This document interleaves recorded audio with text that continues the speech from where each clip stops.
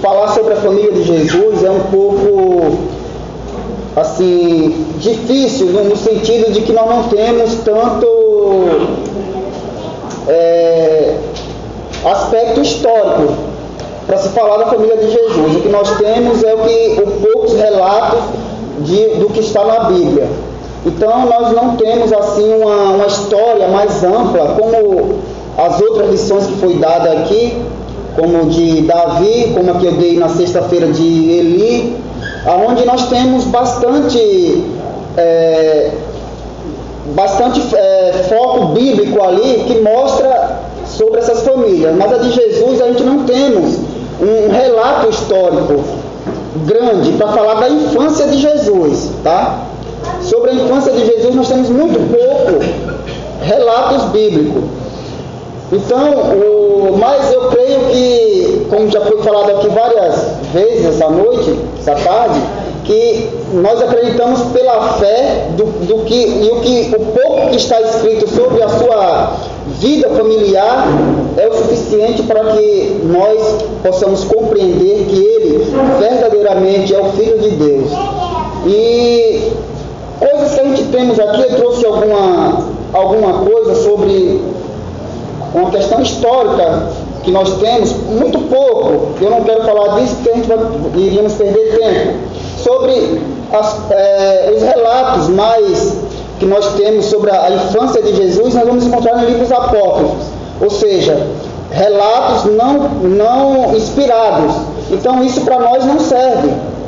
Para nós não serve como uma verdade absoluta. Eu trouxe apenas no sentido de a gente conhecer um pouco mais do que se fala através desses livros apócrifos, que eu não acredito em nada do que está escrito aqui, tá?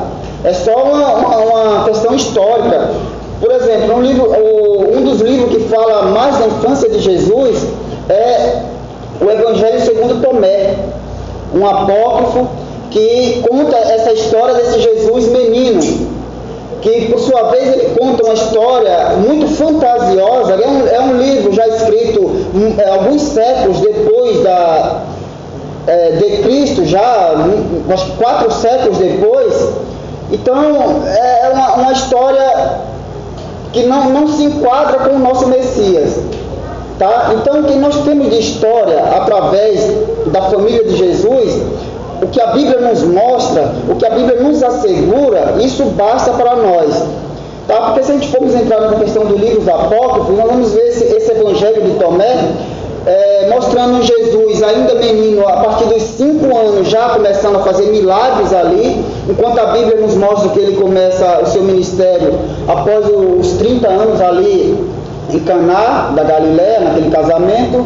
Então a gente não é só uma questão histórica mesmo que eu trouxe isso, porque historicamente na Bíblia nós temos os 4 evangelhos que falam de Jesus, não de uma forma mais ampla, mas é o suficiente para nós, tá? Então esse evangelho mostra um Jesus malvado, um Jesus onde ele não poderia ser contrariado, ele amaldiçoava pessoas, ele matava pessoas, tá? Então esse é o Jesus. Ele não, digamos assim, era um menino que não sabia controlar o seu poder, tá? Segundo Tomé, era uma criança que não sabia controlar o seu poder. Então se alguém tropeçasse nele, ele ali amaldiçoava e falava que você nunca mais ande.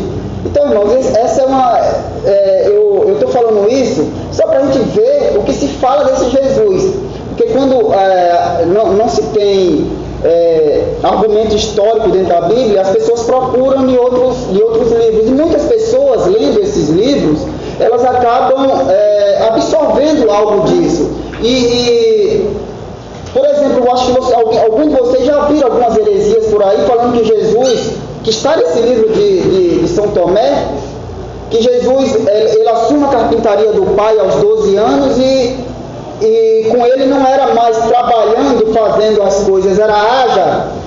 E aí aparecia milagrosamente uma mesa, uma cama, uma cadeira, E você já ouviu isso aí do pregador lá, e ele foi juntando dinheiro, comprou uma casa, enfim, essas besteiras tiradas desses livros apócrifos. Tá? Eu estudando isso, aí eu só vim entender de onde que ele tirou essas ideias. Tá? Então, irmãos, isso para nós não serve, é só questão histórica que eu estou querendo trazer para que quando vocês se depararem com esse tipo de ministração, falar, heresia, foge. Mas o que nós temos que se concentrar nessa lição é sobre essa jovem camponesa chamada Maria, uma jovem que estava ali noiva de José, uma jovem que recebe uma missão, que recebe uma orientação de um anjo dizendo que ela engravidaria do Espírito Santo e teria um filho, e essa história maravilhosa que nós sabemos. Uma jovem que se submete à vontade de Deus, deixando os seus próprios desejos, os seus próprios pensamentos, talvez os seus próprios sonhos, abrindo mão dos seus próprios sonhos para se submeter à vontade de Deus. É nessa mulher e nesse homem, José, que nós temos que se concentrar a princípio nessa lição. Depois nós vamos até Jesus, que é o personagem principal, né? Mas nós se deparamos com uma mulher, uma camponesa, uma mulher simples, uma mulher humilde, uma jovem humilde, simples, que se submete à vontade de Deus. E nós vemos também alguém que recebe uma mensagem perturbadora, irmãos. Tipo, você vai engravidar sem estar casada. Para aquela época era considerado, era um absurdo. Nos dias atuais não mais, mas uns anos atrás já era um absurdo uma jovem aparecer grávida sem estar casada, né? Imagine nessa época um homem que recebe essa notícia da sua noiva grávida, sem nunca ter coabitado com ela, tá? Ele, por sua vez, a priori, ele tem uma ressalva, ele pensa em abandoná-la, tá?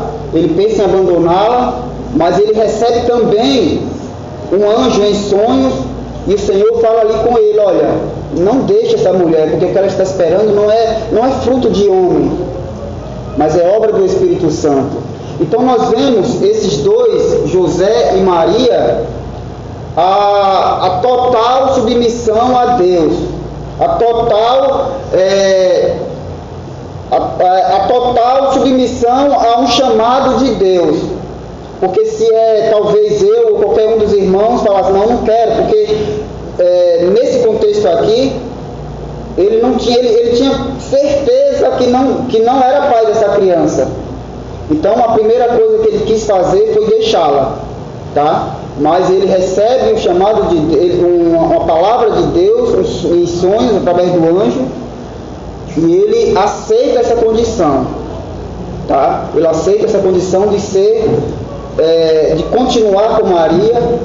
Eles não têm relação até que a criança nasça.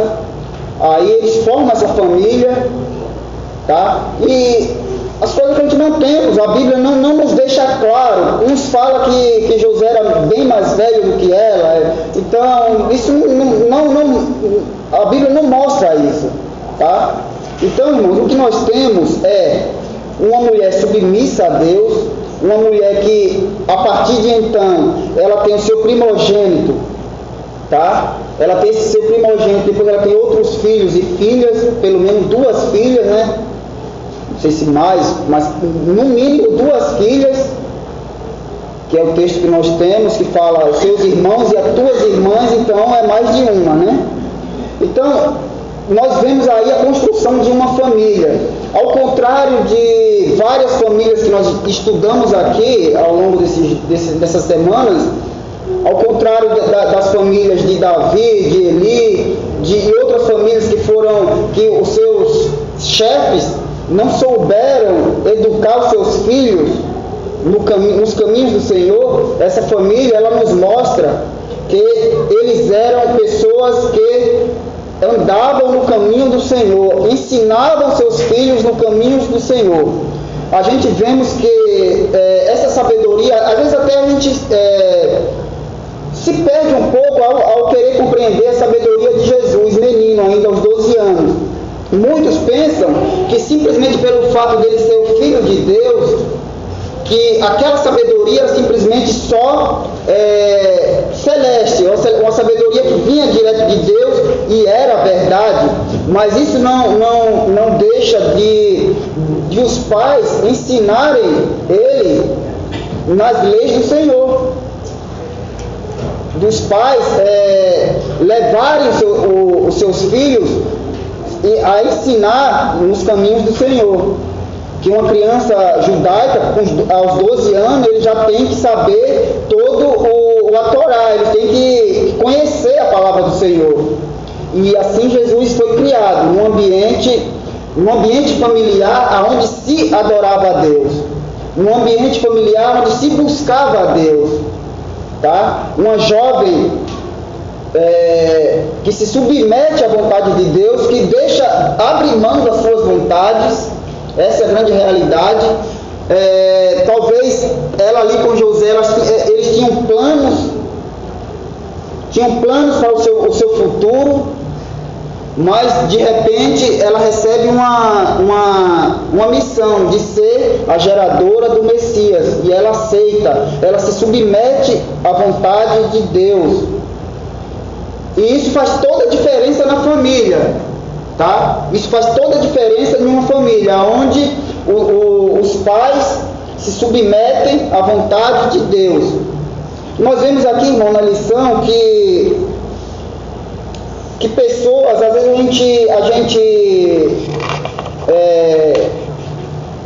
a gente prometemos, a gente hoje no meio evangélico, a gente apresentamos crianças, e na grande maioria das igrejas que eu já participei, a gente vemos pais que trazem os seus filhos para ser apresentados na igreja, e pais que não têm o mínimo compromisso com Deus, e aí a gente perguntamos para ela, fazemos elas prometerem, na verdade, olha, vocês se comprometem a criar os vossos filhos nos caminhos do Senhor, e eles prometem. Sim, naquele momento aqui na frente, prometem criar os seus filhos nos caminhos do Senhor. Mas que na verdade não tem como cumprir, porque eles próprios não estão nos caminhos do Senhor. Então como que eu posso prometer algo? Eu me comprometo aqui nesse momento apresentando meu filho ao Senhor, porque talvez num contexto familiar de evangélico, então mesmo eu estando afastado, eu estando fora, eu ainda creio nesse Deus. É uma boa coisa, pelo menos, que eu ainda creio que Deus ele pode transformar. Então eu venho, apresento meu filho, mas eu prometo uma coisa que na verdade eu não posso cumprir, porque eu não estou no caminho do Senhor. Então eu não tenho como educar o meu filho nos caminhos do Senhor, eu mesmo longe dos caminhos do Senhor. É uma contradição, porque quando a gente promete uma coisa, nós temos que fazer também aquilo. Então o que mais nós vemos no nosso contexto de igreja é isso. Apresentamos crianças, os pais se comprometem a criá-los nos caminhos do Senhor. Essa é a grande ênfase. Você se compromete a criar o seu filho nos caminhos do Senhor? Sim. Mas, infelizmente, a pessoa também não está no caminho do Senhor. E muitos nem conhecem o Senhor, mas acham bonito apresentar. Tá? Muitos nem conhecem ao Senhor, e nós apresentamos essas crianças e fazemos esse tipo fazemos com que essa pessoa faça esse tipo de voto. Aí eu vou criar meus filhos nos caminhos do Senhor. E é apenas um simpatizante do Evangelho. Não tem como. Mas aqui nessa família de Jesus, nós vemos que eles todos os anos subiam a Jerusalém para adorar a Deus. Tá? A família reunida ia adorar a Deus. A gente vemos que eles criaram os filhos realmente ensinando o caminho do Senhor. Tá? Então, irmãos,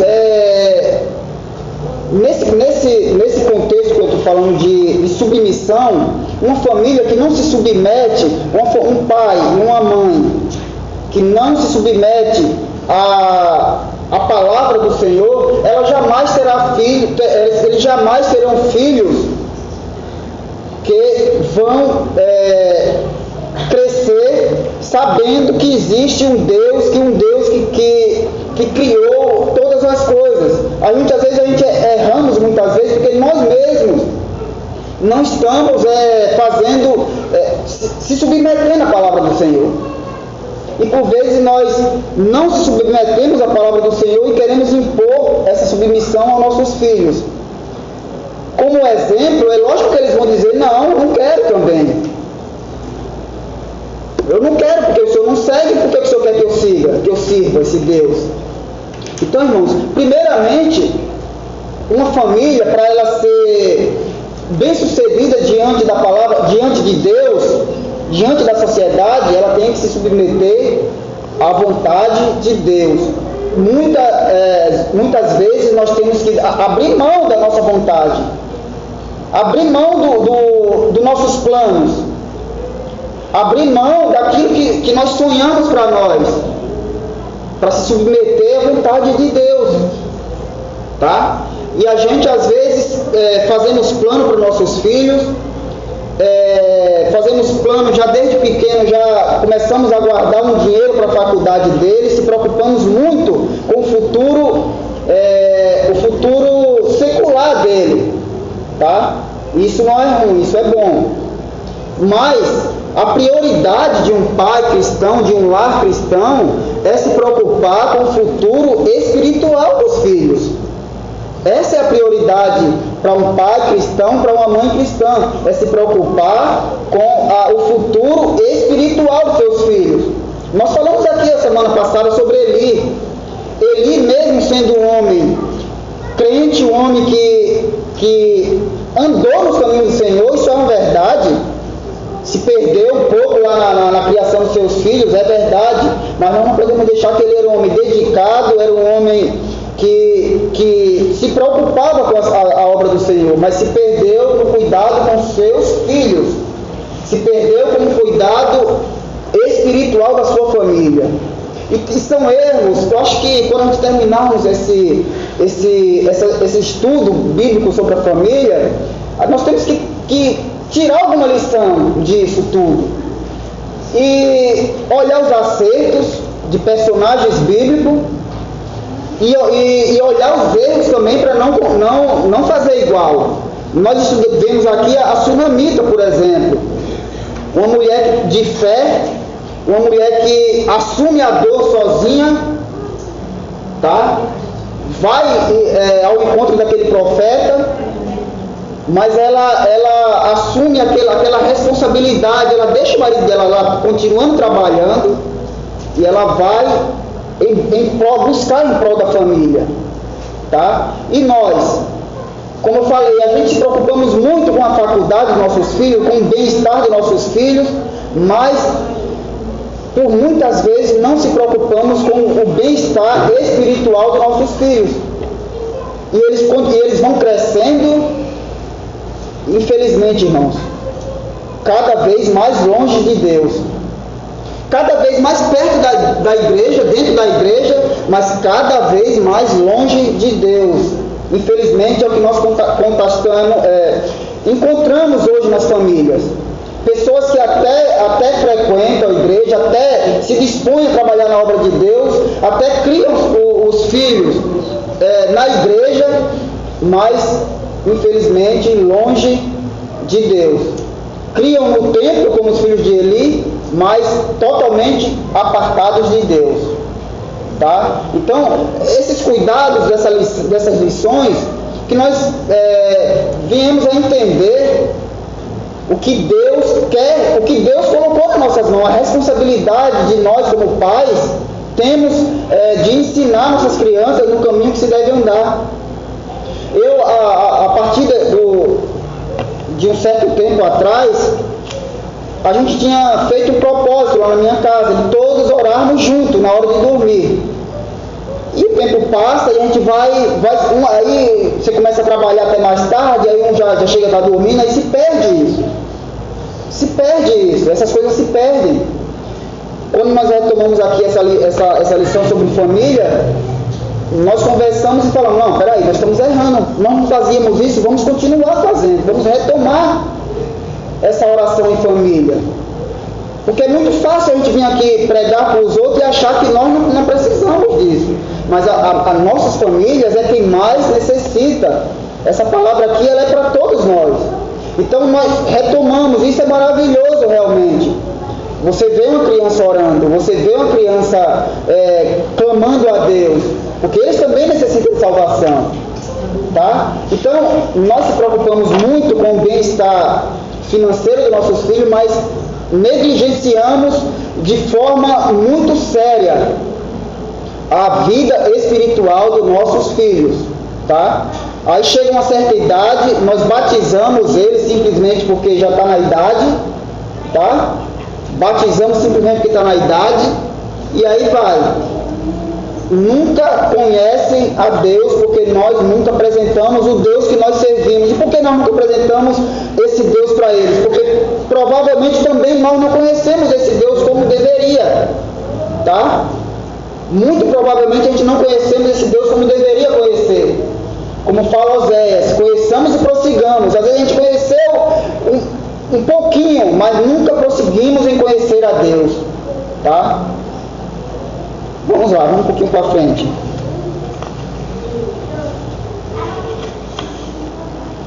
O compromisso com Deus deve ser levado a sério na família. Ser cristão na família é um grande desafio. Na família mostramos quem realmente somos. Muitas famílias cristãs esquecem o compromisso que firmaram um dia com Deus. Não é o caso da família de Jesus. Quando Jesus ainda era um recém-nascido, José e Maria apresentaram no templo, cumprindo assim uma determinação da lei do Senhor. Então, irmãos, uma família cristã, desde um recém-nascido, a gente começa a cumprir os ritos. Essa é a grande realidade. Nós passamos a cumprir ritos e nós, na verdade, não ensinamos a palavra do Senhor. Aí a gente lá na frente, a gente vamos chorar, como a gente vemos hoje, infelizmente, muitos pais chorando, e vamos dizer, mas eu não criei, eu não apresentei quando eu era um bebê, eu não ofereci para o Senhor quando eu era um bebê. Irmãos, mas provavelmente a gente não fizemos aquilo que o Senhor nos incumbiu de fazer, que é o que está lá em Deuteronômio, inculcar na cabeça da criança a palavra do Senhor todos os dias, de manhã, tarde, à noite, quando se assenta na mesa, enfim. E esse é o desafio nos nossos dias, tá? É um grande desafio nos nossos dias ter esse tempo, tá? Infelizmente a correria do dia a dia, isso é para todos, tá? É para todos. Saímos de manhã, chegamos à noite e não fazemos uma única refeição juntos com nossos filhos. Essa é uma grande realidade dos tempos modernos. Mas a família de Jesus, ela teve compromisso com Deus. Ela tinha um compromisso com Deus, apesar de que Maria e José, eles tinham recebido essa missão, mas eles sabiam que ali estava o Messias, tá? Eles não foram enganados, eles sabiam que ali estava o Salvador do mundo. Então eles apesar disso tudo, os outros filhos também no contexto foram criados nesse ambiente familiar onde se adorava a Deus, num ambiente familiar onde se busca a Deus, tá? Geralmente uma criança dessa, ela lá na frente, isso também, irmão, não determina a salvação de ninguém, tá? Isso não determina, mas é a nossa parte que nós estamos fazendo, é ensiná-las no caminho do Senhor, tá? O tópico 2 diz assim: a palavra de Deus deve ser ensinada na família. é fácil perceber que a família de Jesus era um lugar de ensino. Na conversa entre Jesus e os doutores da lei, ele revelou o conhecimento da palavra. Então, irmãos, a gente às vezes, foi o que eu falei um pouco antes, às vezes a gente pega esse texto de Jesus lá com os doutores e acha que esse conhecimento que ele tinha da palavra não era ensinado pelos pais, mas era. Ele tinha sim conhecimento de uma criança que foi ensinada pelos pais, que conhecia a palavra de Deus, porque no ambiente familiar se falava da palavra de Deus. No ambiente familiar, eles contavam as grandezas de Deus. Com certeza, eles contavam as grandezas de Deus desde de Abraão, desde Isaac, desde Jacó, desde a passagem pelo Egito. Eles contavam as grandezas de Deus.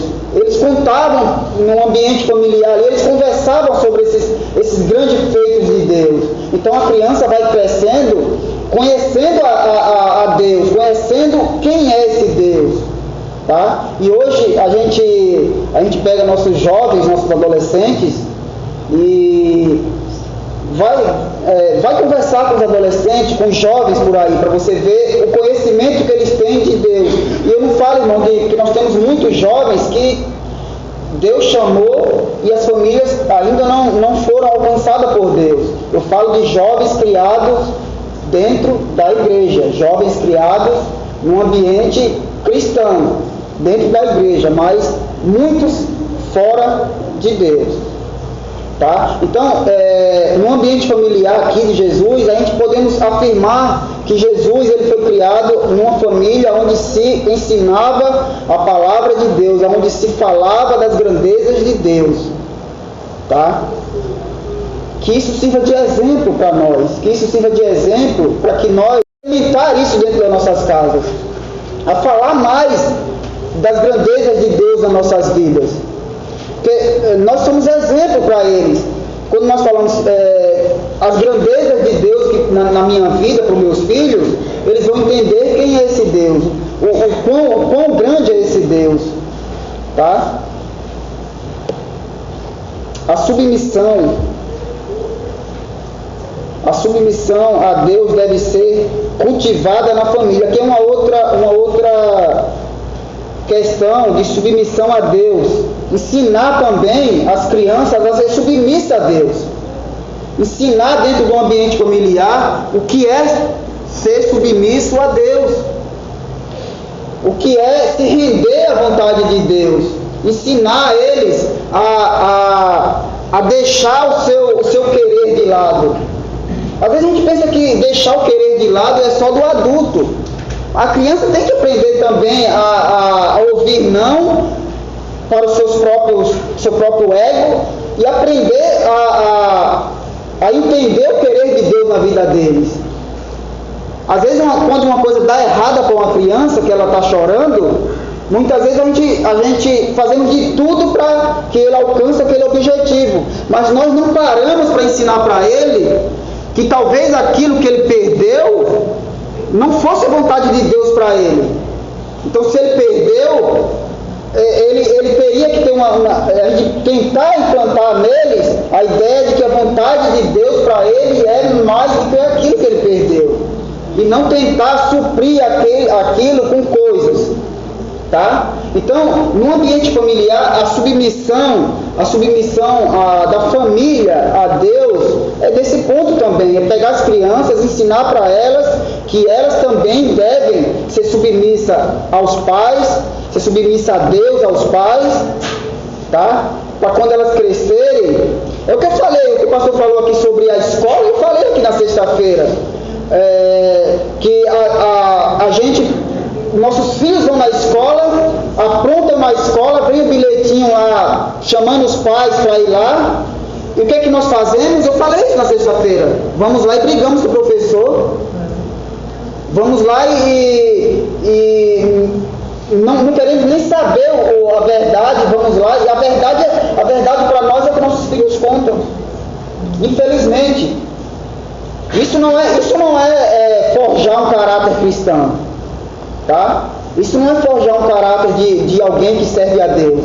é forjar um mau caráter. A gente falamos aqui no sentido dos filhos de Eli, naquela ocasião. E quando ele não repreendeu seus filhos, ele entrou nessa ideia de que avisaram para ele. E ele não tinha mais a força necessária para poder disciplinar mais os seus filhos naquela altura. Passou o momento, passou a hora dele aconselhar e dele corrigir. Tá? Então é isso. Por quê? Porque não ensinamos os filhos a ser submissos aos pais, muito menos a Deus. Se eles não são submissos aos pais, não tem submissão aos pais em casa, como que eles vão ser submissos a um professor? Sem chance. É por isso que nós vemos aí todo dia na televisão o que acontece nas escolas. Os professores nem querem mais ser professores, né? Por causa disso. Então, irmãos, submissão dentro da família é imprescindível para um caráter cristão. A submissão aos pais, a Deus principalmente, aos pais, que isso vai forjar um caráter que lá fora ele vai ser submisso aos professores primeiros, em seguida vai ser submisso aos seus patrões, tá? E assim forja o caráter cristão, que é o que também nós estamos ensinando aos jovens que vão se batizar, um caráter cristão, um caráter transformado. É isso que nós temos que implantar dentro das nossas casas. Já foi o tempo, já, né?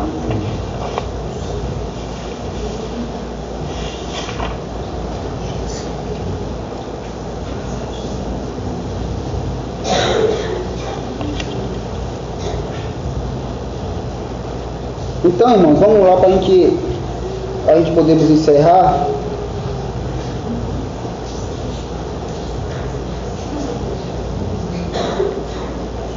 Quatro. A família deve ser um espaço de adoração e culto a Deus. Aqui nesse tópico aqui, a gente vemos que dentro da família, se perdeu isso aqui, o espaço de adoração e culto a Deus. E quando a gente fala de culto a Deus dentro da família, não estamos falando de simplesmente falando de abrir um culto e começar a pregar, não, estamos falando no dia a dia.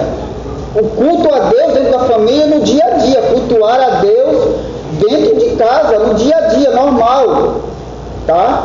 Eu não estou falando só de fazer um culto doméstico, tá? Que é muito bom, por sinal. Mas eu estou falando de cultuar a Deus, adorar a Deus, e que isso seja um costume dentro de casa. Um costume. Você ter o costume de adorar a Deus com os filhos dentro de casa. Porque a gente pensa que, vai fazer o que no culto? Vou adorar a Deus. Ué, mas só no culto, na igreja? Não. E é nesse contexto familiar que ali nós adoramos a Deus com a família, nos nossos atos, na disciplina dos filhos. Isso é adorar a Deus, tá? Às vezes a gente pensa que, uma vez eu perguntei para uma irmã na escola dominical o que era adorar a Deus, e a resposta não tem nada a ver, não é uma resposta bíblica, porque a resposta dela, não, adorar a Deus é fazer a obra de Deus, é estar no culto, é evangelizar, é pregar a palavra de Deus, não deixa de ser, tudo isso se enquadra, mas a resposta bíblica de adorar a Deus é ensinar os filhos no caminho que se deve andar. Isso é adorar a Deus. Adorar a Deus é ser exemplo para os outros te olhar e ver que você é um cristão. Isso é adorar a Deus, sem palavras, tá? Não é só as coisas que nós fazemos, é o que nós somos, que nos mostra que nós somos servos de Deus. É quem nós somos nos nossos lares, tá? Isso é adorar a Deus. É criar um filho na disciplina do Senhor. Isso é adorar a Deus, tá? E às vezes nós se perdemos um pouco. Adorar a Deus é só fazer a obra de Deus fora da família, e negligenciamos a nossa família.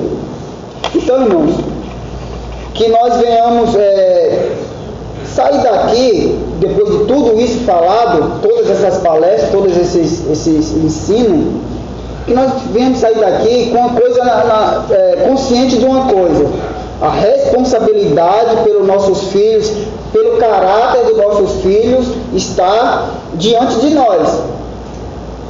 Ou seja, ensiná-lo a palavra do Senhor, tá? Ensinar a palavra do Senhor para que eles venham crescer realmente nos caminhos do Senhor, e não só crescer dentro de uma igreja, tá? Não só crescer dentro de uma igreja, mas que venham crescer nos caminhos do Senhor, como Jesus aqui diz assim: e crescia o menino e se fortalecia, enchendo-se de sabedoria e de graça de Deus, e a graça de Deus estava sobre ele.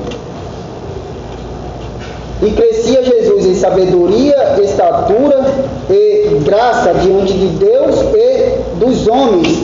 Você vê que uma coisa interessante nesse tópico, nessa passagem de Lucas 2:40 ao 52, ele crescia não só diante de Deus, mas os homens viam ele e viam a diferença. Essa é uma grande diferença. Crescia o menino em sabedoria, estatura e graça diante de Deus e dos homens. Ou seja, as pessoas viam ele e viam a graça de Deus sobre ele. Se hoje a gente fizesse uma pergunta, cada um de nós, para nós mesmos, as pessoas estão vendo a graça de Deus nos nossos lares? Hoje, as pessoas que ainda não foram alcançadas por Deus, estão vendo a graça de Deus sobre as nossas famílias? Tá? Essa é uma pergunta que nós temos que fazer. E para encerrar, irmão, eu só queria deixar um versículo de Efésios 2:19, que diz assim: hoje temos o privilégio de sermos da família de Deus através de Cristo Jesus. Então, para arrematar, todos nós hoje temos o privilégio, estamos falando de família, mas todos nós hoje temos o privilégio de sermos da família de Deus através de Cristo Jesus. Que Deus abençoe a todos, irmãos. Até uma próxima. Graças a Deus. Bem, queridos, é interessante essa lição, porque aquilo que o nosso irmão comentou, nós separarmos nesse momento toda a natureza humana de Jesus da natureza divina. Aqui nós estamos mostrando que o fato de Jesus ser divino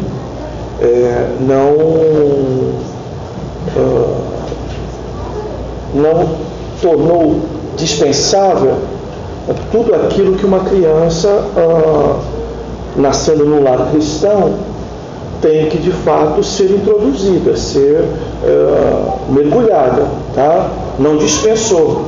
Jesus, como diz o texto final, dele crescendo em estatura, em sabedoria, em graça diante de Deus e dos homens, não é?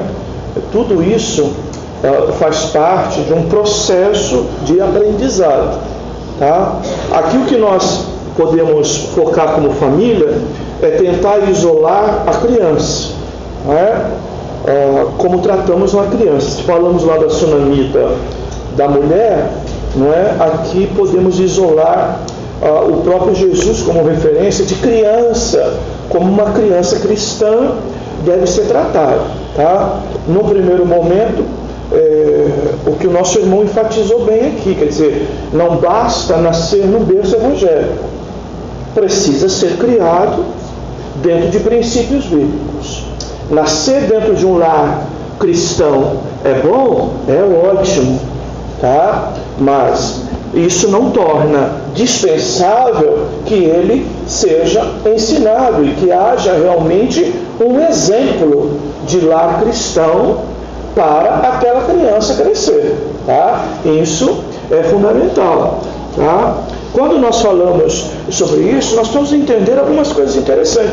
O escritor ele fica muito em Lucas, mas até acho que Mateus é o mais interessante para a gente entender um pouco da família de Jesus, porque Jesus sendo judeu e Mateus escrevendo para judeus, tem essa preocupação muito maior do que Lucas, apesar de ser historiador, né? Mas o escritor da lição, ele concentra muito mais na questão do texto de Lucas. Bem, mas em Mateus nós vamos ver algumas outras coisas. Por exemplo, olha onde que Jesus nasce, tá? Na possibilidade de uma mãe que está carregando um filho que não é do seu pai. Uma grande possibilidade de ser um problema, tá? Em segundo lugar, né, nasce num lar sob a possibilidade de um pai que em segredo pretende até se afastar de sua mãe, não é? E de repente Jesus poderia nascer num berço também em que só tinha mãe, porque o suposto pai teria abandonado, tá? Essas situações. Por isso que eu digo para vocês, nascer no lar crente, fazer tudo certo, não é? Nem sempre dá certo. Mas o contrário também é verdadeiro, irmãos. Já presenciei muita coisa errada, tá? Que você não dava nada pela situação e que no final deu certo. É o jeito de Deus trabalhar nas coisas. Isso também acontece. Isso não dá o direito da gente viver errado, porque no final Deus vai fazer tudo certo. Não nos dá o direito. Mas às vezes circunstâncias fazem as coisas parecerem erradas, mas no final é certo. Há até o texto de Provérbios que diz, né? Provérbios, Eclesiastes, né? O importante não é o começo das coisas, mas o fim delas. Eclesiastes, né? O fim delas, né?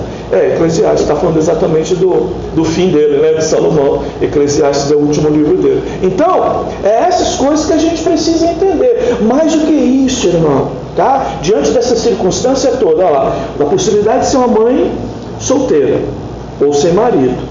A possibilidade que o pai não é ficar olhando com dúvida para sua esposa o resto da vida porque o filho não era dele, não é?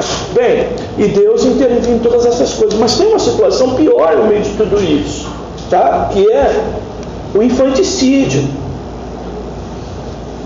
Quando Herodes soube da possibilidade do nascimento de uma criança que seria rei dos judeus, tá?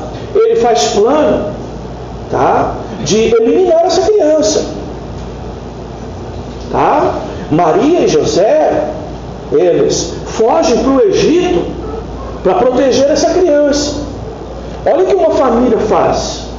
Mas ele não era filho de Deus, ele era o filho de Deus, mas como criança, ele se mostra o que? Como toda criança?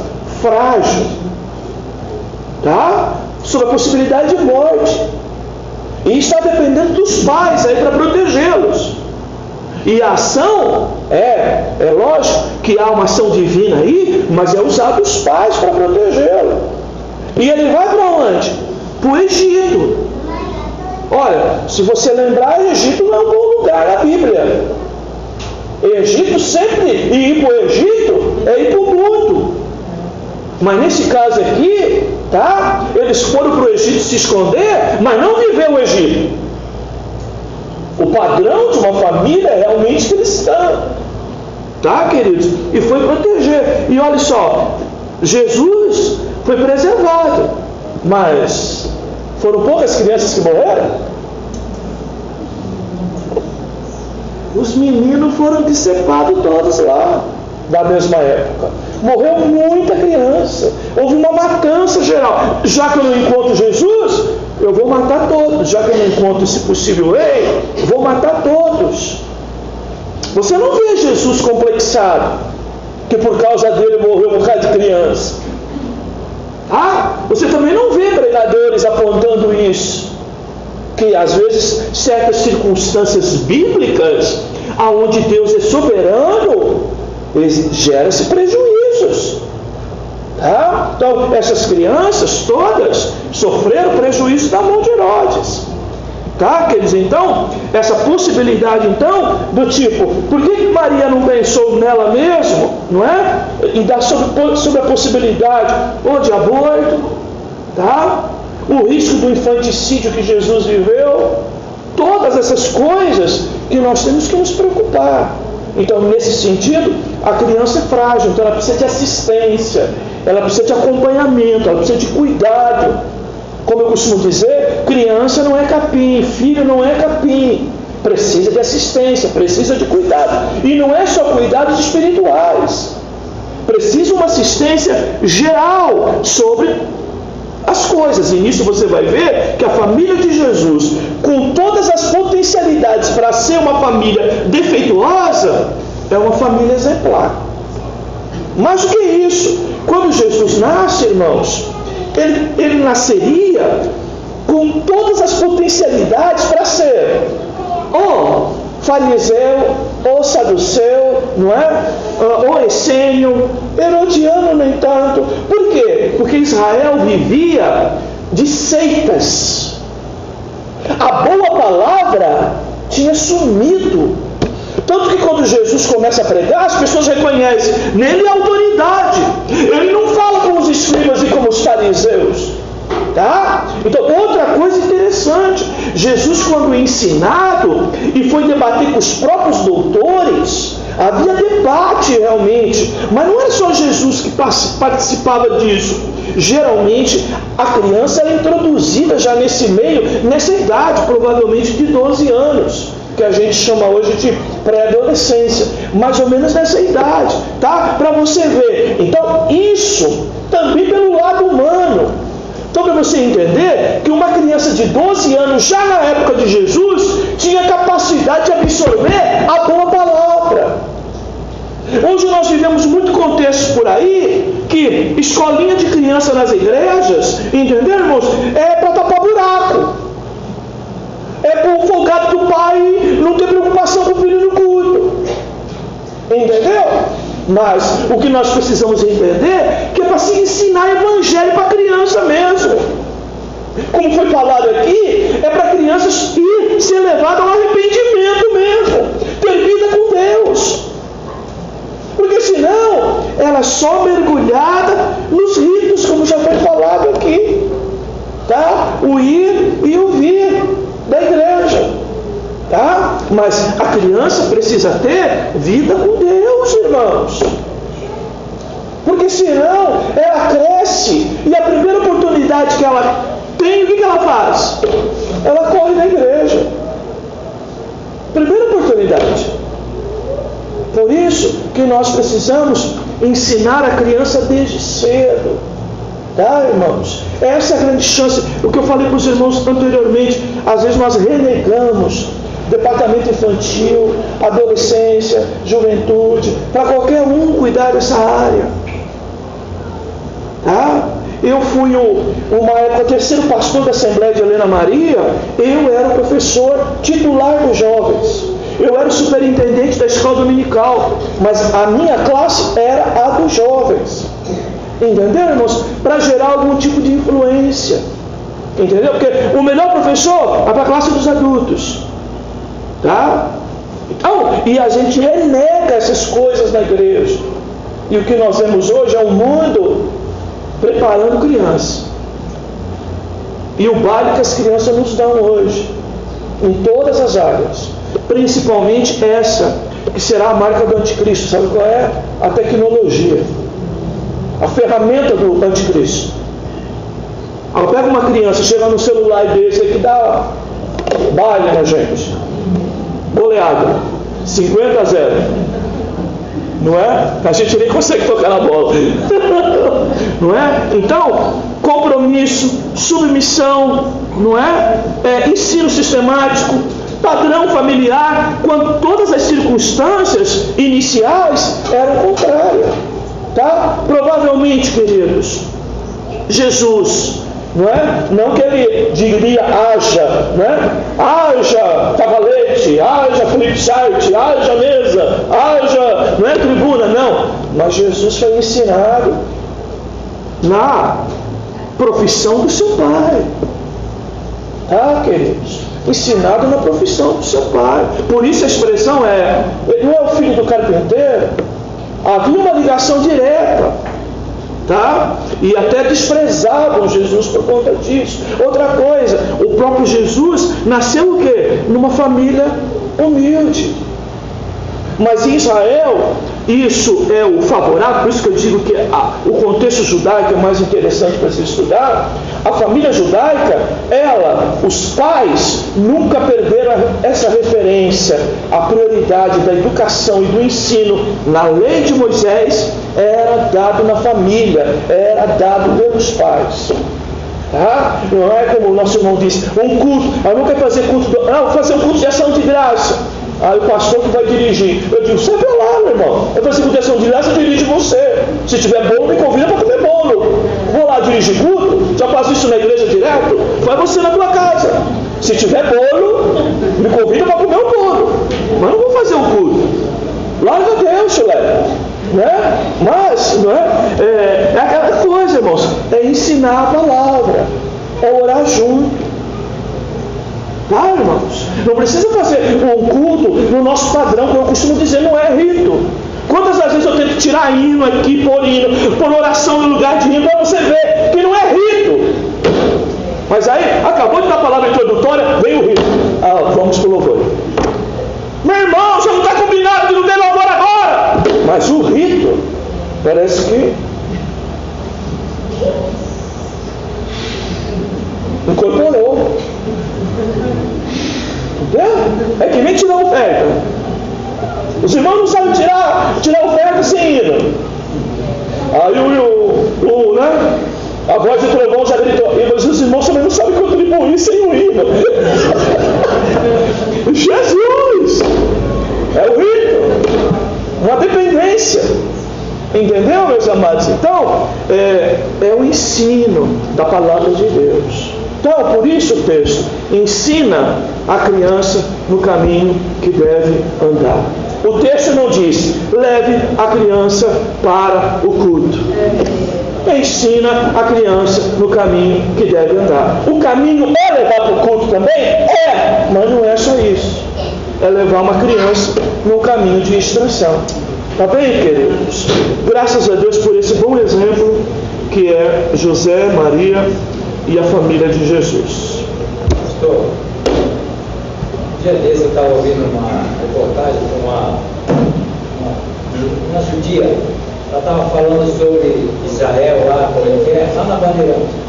E ela realmente falou, ela falou o nome da passagem da criança por 12 anos, para quando tem uma passagem eles fazem uma festa para a criança.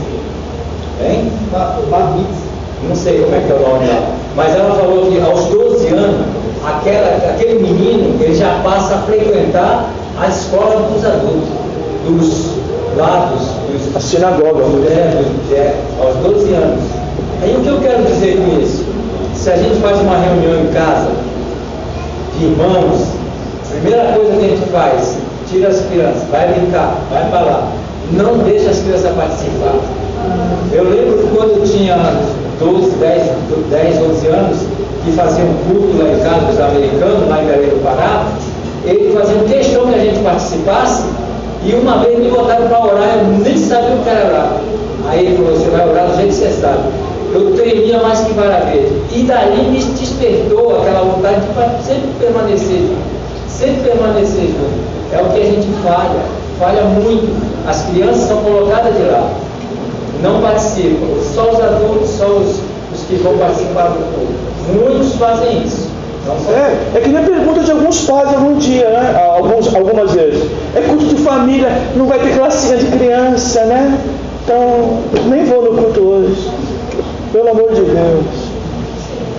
É a chance que nós fazemos, inclusive, da criança estar junto e aprender a estar aqui no culto. Sabe por quê, irmãos? Se não fizer isso, infelizmente, 12, 14, 16, 20, 22 e quer classinha.